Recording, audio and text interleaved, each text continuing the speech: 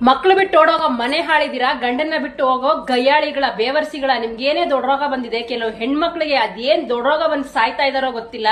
Instagram, Facebook ಅನ್ನೋದನ್ನ just ಒಂದು entertainment ಅಂತ ತಿಳ್ಕೊಳ್ಳಿ. ರೀಲ್ಸ್ ಆಗಿ ನೋಡಿ. ನಿಮ್ನ ತ್ರಿಪುರ ಸುಂದರಿ ಆಗಿದ್ಯಾ, ನಿನ್ ನೈಲ್ ಸಖತ್ತಾಗಿದೆ, ನಿಮ್ ಸ್ಮೈಲ್ ಸಖತ್ತಾಗಿದೆ, ನಿಮ್ ಹಲ್ ಸಖತ್ತಾಗಿದೆ, ನಿಮ್ ಕಣ್ ಸಖತ್ತಾಗಿದೆ, ನಿನ್ ಸೂಪರ್ ಆಗಿದ್ಯಾ, ಮೋನಾಲಿಸಾ ತರ ಇದ್ಯಾ ಅಂದ್ರೆ ಅದನ್ನ ಅರ್ಥ ಮಾಡ್ಕೋ ಫಸ್ಟ್. ಯಾವನಾನ ಒಳ್ಳೆಯವನು, ಒಳ್ಳೆ ಹುಡುಗ, ಒಳ್ಳೆ ಸಂಸ್ಕಾರ ಅಂತ ಇರೋನು ಯಾವನು ಆತರ ಹೇಳೋದಿಲ್ಲ. ಯಾವನು ಮೆಸೇಜ್ ಮಾಡೋದು, ಫೋನ್ ಮಾಡೋದಿಲ್ಲ.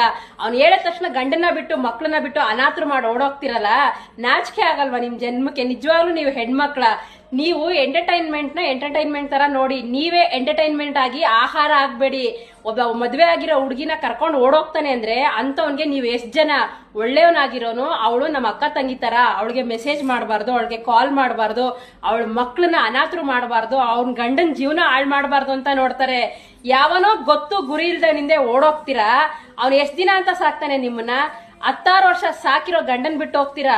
ನೀವೇ ಜನ್ಮ ಕೊಟ್ಟು ರಕ್ತ ಮಾಂಸ ಹಂಚ್ಕೊಂಡು ಹುಟ್ಟಿರೋ ಮಕ್ಳನ್ನ ಬಿಟ್ಟು ಓಡೋಗ್ತೀರಾ.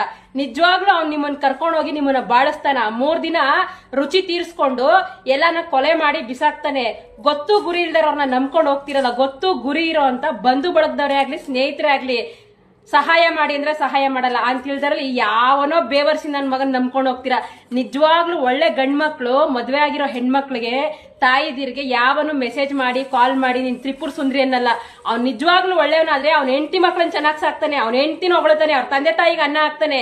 ಕಂಡೋರ್ ಹೆಂಡತಿ ಮೇಲೆ ಕಣ್ಣು ಹಾಕಲ್ಲ, ಕಂಡೋರ್ ಹೆಂಡತಿ ಮೇಲೆ ಕಣ್ಣು ಹಾಕೋನ್ ಜೊತೆ ಹೋಗ್ತಿರಲ್ಲ.